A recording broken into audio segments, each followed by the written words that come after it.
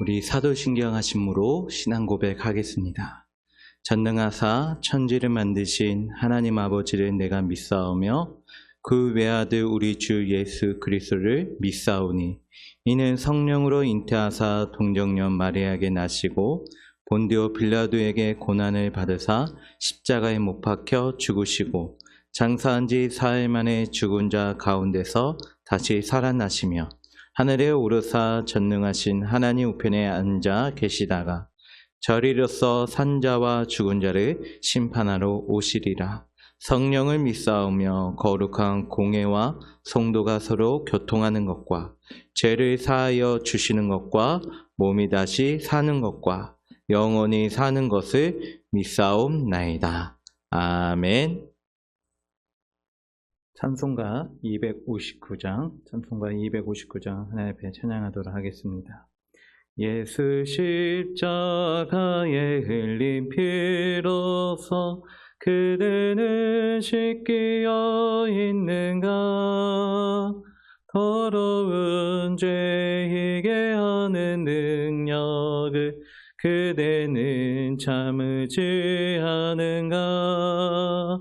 예수의 보혈로 그대는 씻기어 있는가?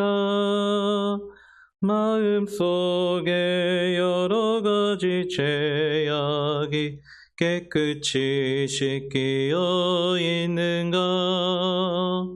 주 예수와 밤낮으로 늘 함께 그대는 행동을 하는가? 아무 때나 어디서나 그대는 십자가 붙들고 있는가? 예수의 보혈로 그대는 씻기어 있는가? 마음속에 여러 가지 죄악이 깨끗이 씻기어 있는가? 주님 예수 다시 올 때 그대는 영접할 예복이 있는가? 그대 몸은 거룩한 곳 천국에 들어갈 준비가 됐는가? 예수의 보혈로 그대는 씻기어 있는가? 마음속에 여러 가지 죄악이 깨끗이 씻기어 있는가? 모든 죄에 더러워진 예복을 주 앞에 지금 다 벗어서 샘물같이 솟아나는 보혈로 눈보다 더 이게 씻으라. 예수의 보혈로 그대는 씻기어 있는가? 마음속에 여러 가지 죄악이 깨끗이 씻기어 있는가? 오늘 하나님의 말씀은 창세기 8장 13절에서 22절 말씀입니다. 창세기 8장 13절에서 22절 말씀입니다. 601년 첫째 달 고 그 달 초하룻날에 땅 위에서 물이 거치지라. 노아가 방주 뚜껑을 제치고 본즉 지면에서 물이 거쳤더니 둘째 달 21의 날에 땅이 말랐더라. 하나님이 노아에게 말씀하여 이르시되 너는 내 아내와 내 아들들과 내 며느리들과 함께 방주에서 나오고 너와 함께한 모든 혈육 있는 생물 곧 새와 가축과 땅에 기는 모든 것을 다 이끌어내라. 이것들이 땅에서 생육하고 땅에서 번성하리라 하시매 노아가 그 아들들과 그의 아내와 그 며느리들과 함께 나왔고 땅 위의 동물 곧 모든 짐승과 모든 기는 것과 모든 새도 그 종류대로 방주에서 나왔더라. 노아가 여호와께 제단을 쌓고 모든 정결한 짐승과 모든 정결한 새 중에서 제물을 취하여 번제로 제단에 드렸더니 여호와께서 그 향기를 받으시고 그 중심에 이르시되 내가 다시는 사람으로 말미암아 땅을 저주하지 아니하리니 이는 사람의 마음이 계획하는 바가 어려서부터 악함이라. 내가 전에 행한 것 같이 모든 생물을 다시 멸하지 아니하리니 땅이 있을 동안에는 심음과 거둠과 추위와 더위와 여름과 겨울과 낮과 밤이 쉬지 아니하리라. 아멘. 하나님께서 노아에게 허락하신 긴 침묵의 시간을 통해서 노아와 그의 가족들은 삶으로 하나님의 살아계심을, 생명의 언약을, 말씀의 능력을 체험하게 됩니다. 신실하신 하나님께서 가장 적합한 때에 친히 일하신다라는 이 분명한 사실을 깨닫게 됩니다. 하나님의 약속은 세상 어떠한 것으로도 끊어지지 않는다. 세상 어떠한 것도 하나님과 나와의 약속, 하나님과의 언약은 결코 무너지지 않는다는 것을 그는 삶을 통해서 경험하게 됩니다. 그들이 이 시간을 통하여 배운 것은 명확했습니다. 신실하신 그 하나님을 끝까지 나도 신뢰하며 기다리는 것. 더 이상 상황과 환경이 하나님과 나 사이를 갈라놓을 수 없다는 것. 인내하는 믿음을 그들은 삶으로 소유하게 된 것입니다.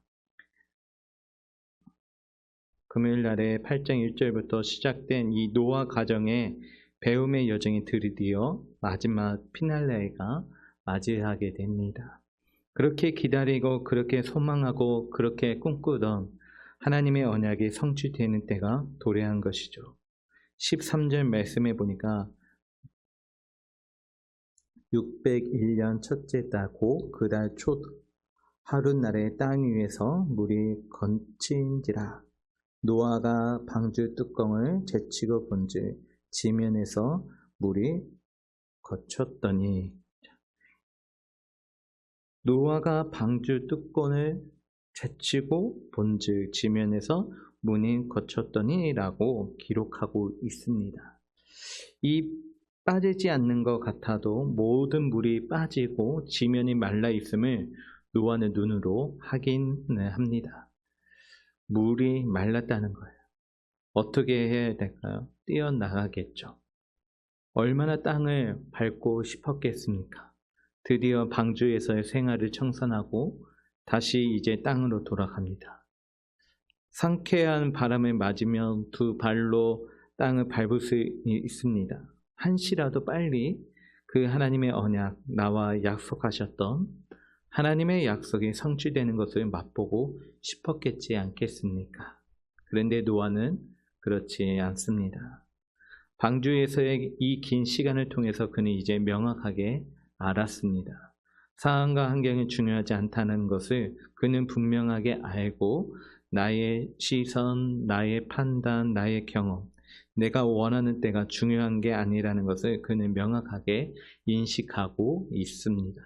아무리 상황과 환경이 열려있다 해도 나의 길을 인도하시고 나의 삶을 이끌어 가시는 분은 따로 있다는 것입니다. 사람의 생사화복에 나의 가정과 또 나의 가문을 책임지시고 인도하시고 이끌어 가시는 분이 누구냐면 이 질문에 대한 답을 그는 분명하게 가지고 있었습니다. 삶의 경험을 통해서 분명히 아는 거죠. 그래서 노아는 움직이지 않고 요동하지 않았습니다. 그저 상황과 환경을 바라보고 인식만 하고 있을 뿐 어떤 액션도 취하지 않았습니다. 그저 그는 그 자리에서 하나님의 음성을 기다리고 있었던 것입니다. 말씀을 묵상하다 이런 생각을 좀 해봤습니다.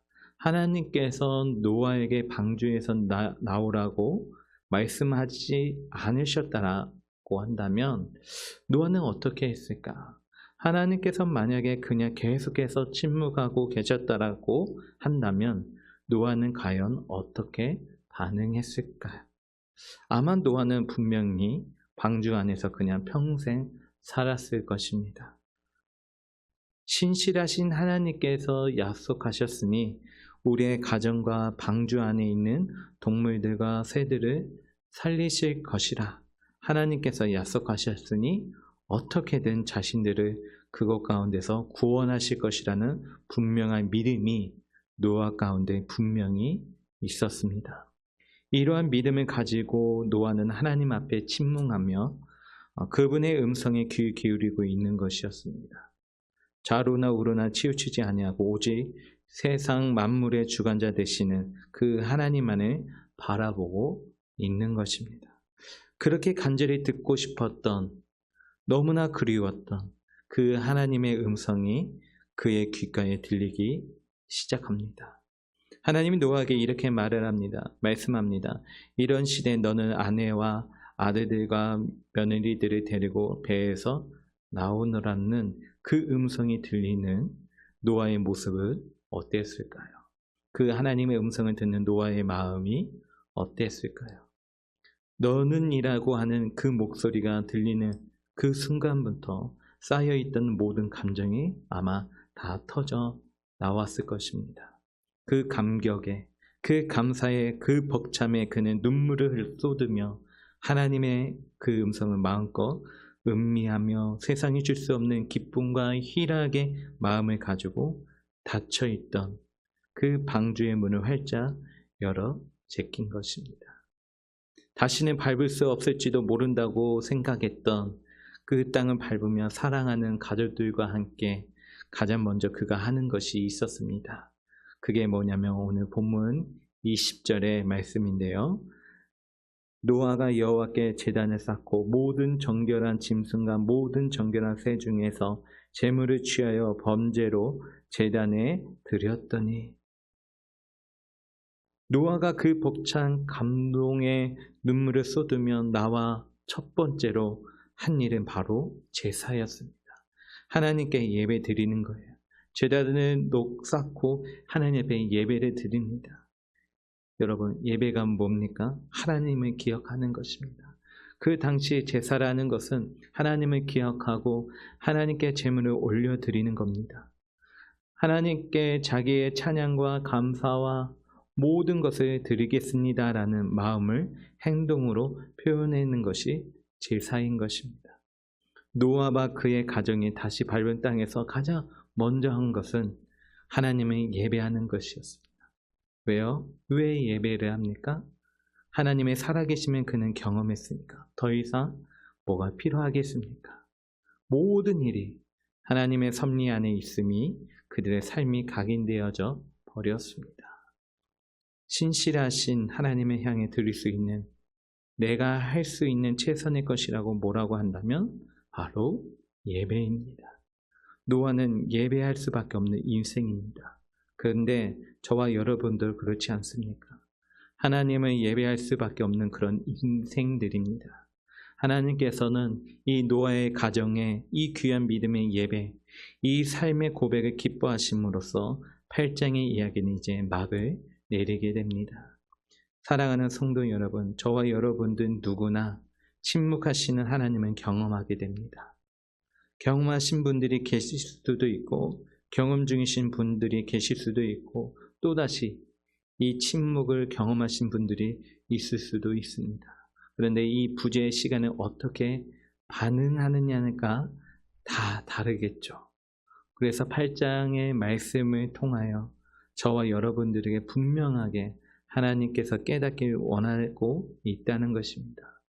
침묵하시는 하나님을 마주하는 이 노아의 모습을 통해 오늘 저와 여러분들에게 하나님께서 명확하게 기억하기를 원하신 것이 있습니다. 지금까지 저와 여러분들의 삶을 이끌어 오신 그 하나님께서는 신실하신 하나님이시라는 것을 반드시 기억해야 합니다. 그리고 그 신실하신 하나님께서 오늘도 여전히 내 삶 가운데 일하고 계시고 앞으로의 저와 여러분들의 삶 가운데서 동일하게 일하실 줄 믿습니다. 신실하신 하나님께서 하나님의 때에 가장 적절한 시간과 방법으로 그 긴 침묵을 깨시며 일하실 것입니다. 그 시간을 지나가는 저와 여러분들은 그 시간의 기다림을 배우고 인내하는 믿음을 삶으로 경험할 되길 바랍니다. 그리고 그 긴 침묵의 시간이 끝에는 그날 하나님의 언약을 성취하시는 그날에 오늘 저와 여러분들은 그 신실하신 하나님을 찬양하며 그분께 영광을 돌리며 오직 한 분이신 하나님을 더 깊게 예배하게 될 것입니다. 그날 그 시간, 그 간격에 예배를 꿈꾸며 기대하며 오늘 주어진 나의 삶의 자리에서 하나님의 음성에 더 깊게 귀 기울이는 그런 삶을 살아내고 살아가시는 저와 여러분들이 되기 주님의 이름으로 축원합니다. 기도하겠습니다. 사랑과 은혜가 풍성하신 하나님 아버지, 죽을 수밖에 없는 죄인들을 먼저 사랑하여 주시고 하나님의 그 음성 듣게 하심에 참으로 감사합니다. 믿음을 들음에 선하며 들음은 그리스도의 말씀으로 말미암느니라는 말씀대로 오늘 들은 말씀을 붙듦으로 한평생 하나님의 신실하심을 기억하며 예배하는 자가 되게 하여 주시고 신실한 하나님의 자녀가 되게 하여 주시옵소서. 예수님의 이름으로 기도합니다. 아멘. 하늘에 계신 우리 아버지여, 이름이 거룩히 여김을 받으시오며 나라에 임하옵시며 뜻이 하늘에서 이룬같이 땅에서도 이루어지이다. 오늘날 우리에게 이러한 양식을 주옵시고 우리가 우리에게 죄 지은 자를 사하여 준 것 같이 우리 죄를 사하여 주옵시고 우리를 시험에 들게 하지 마옵시고 다만 악에서 구하옵소서. 대개 나라와 권세와 영광의 아버지께 영원히 있사옵나이다. 아멘.